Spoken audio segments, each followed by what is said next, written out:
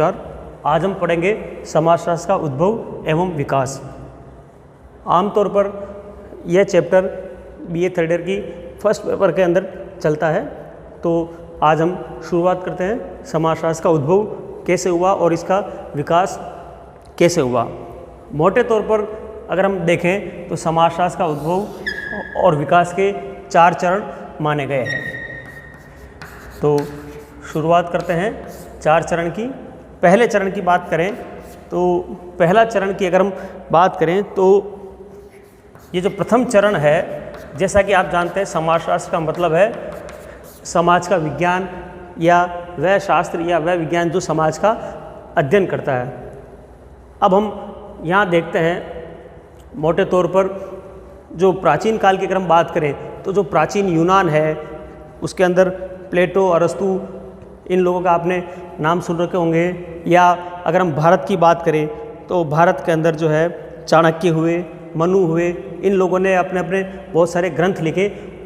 उन सभी ग्रंथों के अंदर इन्होंने समाज के बारे में बहुत सारी चीज़ों का उल्लेख किया। समाज, परिवार, राजनीति, धर्म, इन सब के बारे में उन्होंने उल्लेख किया। अब हम बात करें यूनानी दार्शनिकों की बात करें तो आपने प्लेटो का नाम सुना होगा। प्लेटो कई विषयों के अंदर इनको पढ़ाया जाता है। प्लेटो की एक मशहूर किताब थी द रिपब्लिक। उस द रिपब्लिक के अंदर इन्होंने ये लिखा कि मानव व्यवहार समाज की उपज है, यानी कि व्यक्ति का जो व्यवहार है वो समाज की देन है। जैसा समाज होगा वैसा व्यक्ति का व्यवहार होगा।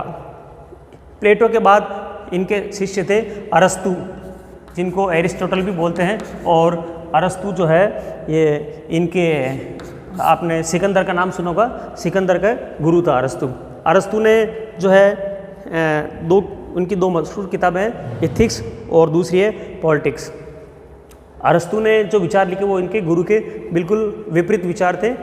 जैसा कि इनके प्लेटो का ये मानना था कि मानव व्यवहार समाज की उपज है, जबकि अरस्तु का ये मानना था कि व्यक्ति के व्यवहार से समाज की प्रकृति निर्भर करती है, यानी समाज की जो प्रकृति है वो व्यक्ति के स्वभाव पर निर्भर करती है। ये अरस्तु ने कहा था। यानी जो और एक साथ दूसरी बात इन्होंने ये भी कही थी कि जो मनुष्य समाज में नहीं रह सकता है वो या तो बहुत निम्न कोटि का है यानी पशु के पर समान है, या फिर बहुत उच्च कोटि का यानी ईश्वर के समान है।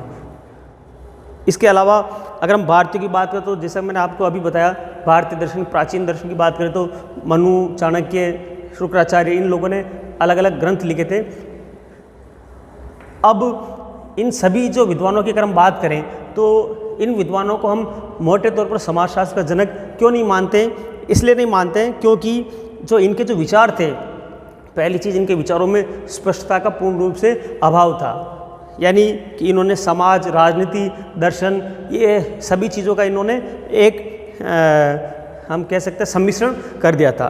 दूसरा, इन्होंने दर्शन और विज्ञान में कोई अंतर नहीं किया था। प्राचीन काल का जो अगर हम बात करें तो जो दर्शन विषय है, दर्शन शास्त्र है, ये बहुत महत्वपूर्ण विषय था और इसी के अंदर बाकी सभी विषय पढ़ाए जाते थे। और तो इन्होंने दर्शन और विज्ञान में कोई अंतर नहीं किया। दूसरा, इन लोगों की जो सोच का आधार था वो मुख्य रूप से धार्मिक था। जैसे कि अगर हम बात करें, इन सभी लोगों ने जो है राज्य की उत्पत्ति का सिद्धांत दिया। उसमें ये दिया कि राज्य की उत्पत्ति दैवीय सिद्धांत का इन्होंने सिद्धांत दिया, यानी कि ईश्वर जो है राजा की संतान है। जबकि आज हम लोकतंत्र के ज़माने में हम में से कोई भी ये चीज़ मानने को तैयार नहीं होगा कि राजा या जो प्रधानमंत्री वो ईश्वर की संतान है। वो भी हम में से आम आदमी और वो चुनाव से जीत करके बनते हैं। तो ये प्रथम चरण की अगर हम बात करें तो ये प्रथम चरण यहाँ था। दूसरे चरण की अगर हम बात करें तो दूसरा चरण, ये मैं मिटा देता हूँ, 1 मिनट।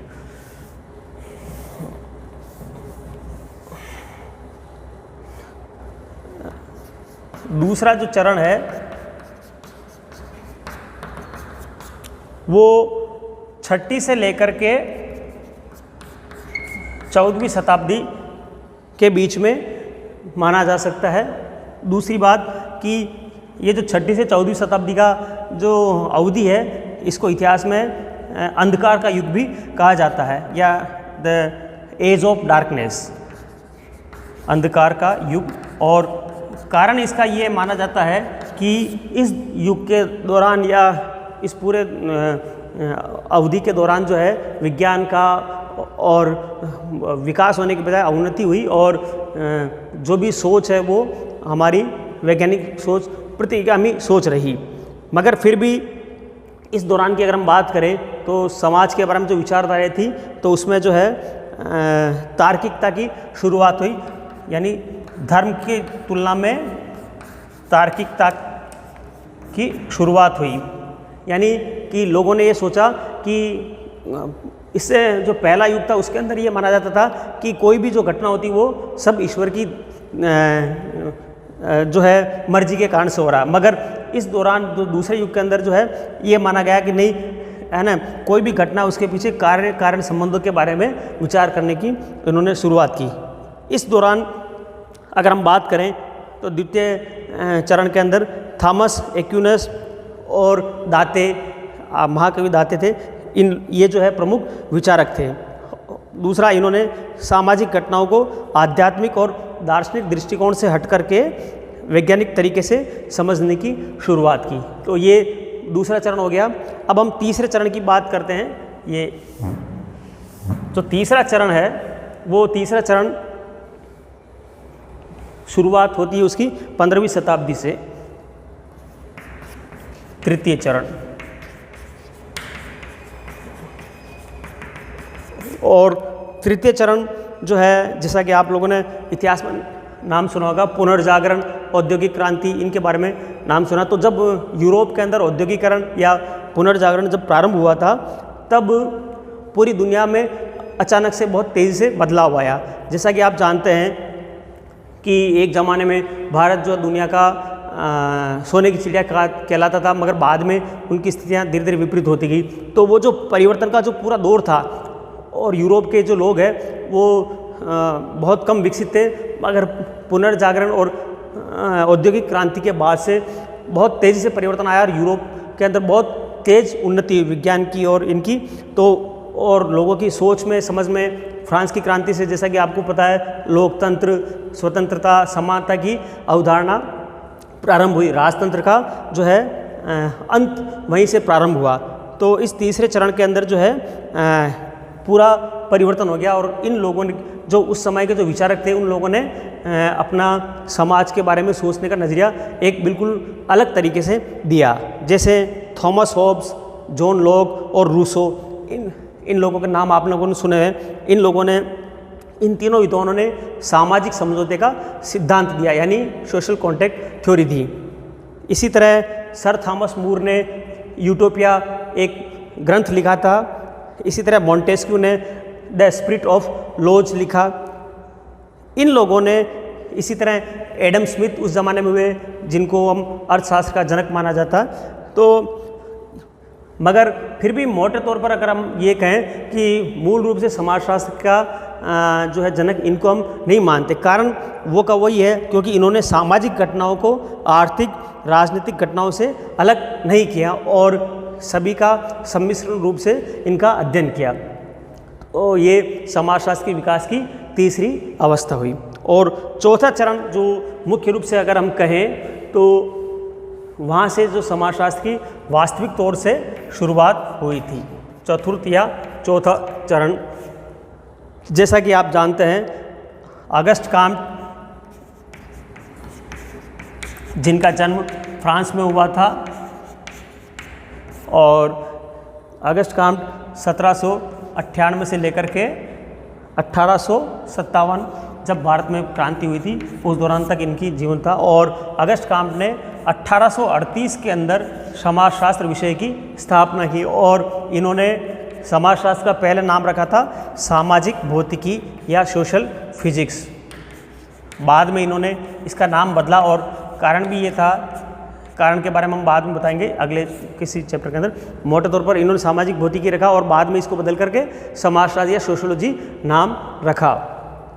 कारण वापस मैं अभी बता ही देता हूँ, क्योंकि स्विट्ज़रलैंड या स्वीडन के एक अर्थशास्त्री थे, उन्होंने भी जो है स्टैटिक्स के एक शाखा ब्रांच बनाई थी, उसका नाम भी उन्होंने सोशल फिजिक्स रखा था। तो क्योंकि एक ही जो दो विषयों के नाम एक ही नहीं हो सकते, इसलिए फिर अगस्त काम्ट ने अपने विषय का नाम बदल करके समाजशास्त्र रखा। अब अगर हम यहाँ बात करें कि अगस्त काम्ट को हम इसका जनक क्यों मानते हैं, तो इसका सीधा सीधा कारण है कि अगस्त काम्ट ने जो सामाजिक घटनाएं थी उन घटनाओं का अध्ययन पूरी तरह से अलग तरीके से किया। इन्होंने राजनीतिक घटनाएं, आर्थिक घटनाएं, इन घटनाओं को बिल्कुल अलग किया और सामाजिक घटनाओं के अध्ययन के ऊपर उन्होंने पूरी तरह बल दिया। इसलिए हम समाजशास्त्र का जनक अगस्त काम्ट को मानते हैं। और इन्होंने सबसे महत्वपूर्ण बात है कि सामाजिक दर्शन से हट करके इन्होंने, मैं यहाँ लिख देता हूँ,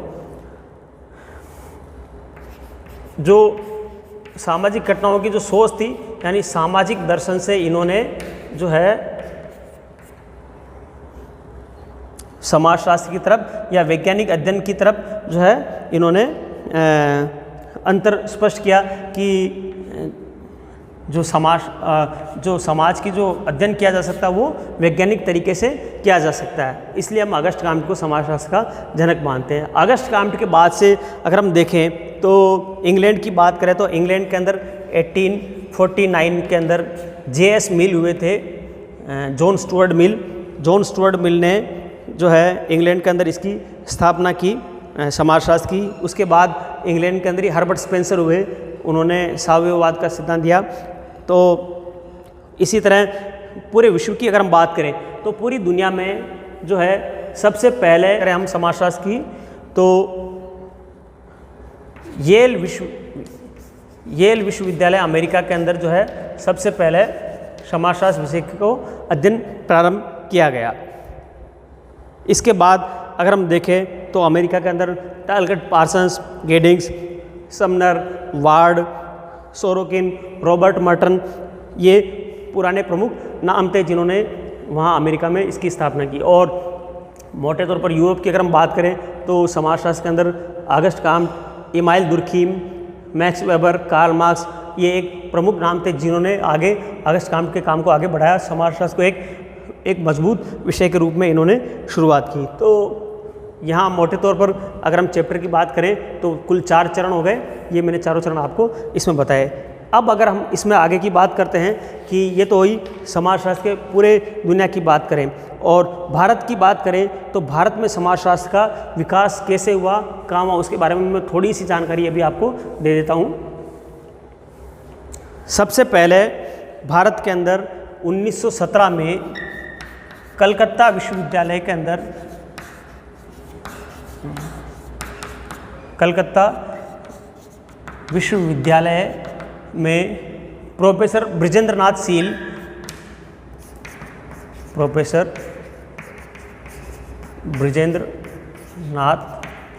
शील थे जिन्होंने इस विषय की अध्ययन प्रारंभ किया। मगर इन्होंने जो समाजशास्त्र का अध्ययन शुरू किया था वो अर्थशास्त्र विषय के साथ एक सबऑर्डिनेट सब्जेक्ट के रूप में इसकी शुरुआत की।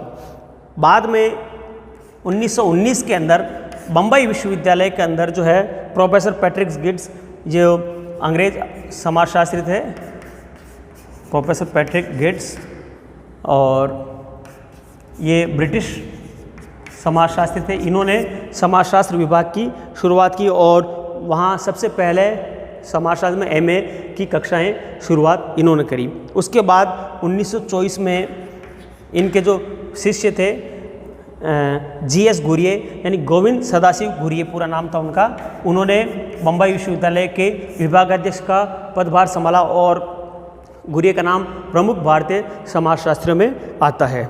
अगर हम प्रमुख भारतीय विचारकों की बात करें तो प्रोफेसर MN श्रीनिवास का नाम पूरी दुनिया में मशहूर है, जिन्होंने संस्कृतिकरण, पश्चिमीकरण आदि अवधारणाएं दी जो हम आज भी पढ़ते हैं। इसके अलावा अगर हम बात करें KM कपाड़िया, PN प्रभु, AR देसाई, राधा कमल मुखर्जी ने मूल्यों का समाजशास्त्र के बारे में हमें बताया। DP मुखर्जी है, आंद्रे बिताई, ये सभी जो मशहूर भारतीय समाजशास्त्री हुए। उसके बाद अगर हम नए समाजशास्त्री की बात करें तो उनमें प्रोफेसर योगेंद्र सिंह, जिनका हाल ही में निधन हुआ। दूसरे राजस्थान के एक प्रमुख समाजशास्त्री हुए हैं राम आहूजा, जिनका निधन पिछले कुछ सालों पहले हुआ था। तो इन लोगों ने समाजशास्त्र को विकास आगे बढ़ाया। वर्तमान की अगर हम बात करें तो पूरी दुनिया में फ्रांस के अंदर और अमेरिका के अंदर ये विषय बहुत तेज़ी से बढ़ रहा है। इसके अंदर जो समाजशास्त्री वो नए नए इसमें अनुसंधान कर रहे हैं और बहुत सारी चीज़ें अवधारणाएँ बना रहे हैं। तो मेरे ख्याल से ये जानकारी आपको पसंद आई होगी, और अगर आपको और नया कोई चैप्टर पढ़ना है तो आप कमेंट बॉक्स में लिख सकते हैं, और आप सभी इस वीडियो को ज़्यादा से ज़्यादा विद्यार्थियों के पास भेजें ताकि मैं और ज़्यादा से ज़्यादा वीडियो बना सकूं और आप सब लोगों को घर बैठे इन सारी चीज़ों की सुविधा मिल सकते हैं। तो धन्यवाद। कृपया इस वीडियो को लाइक, शेयर और सब्सक्राइब करना ना भूलें। जय हिंद, जय भारत।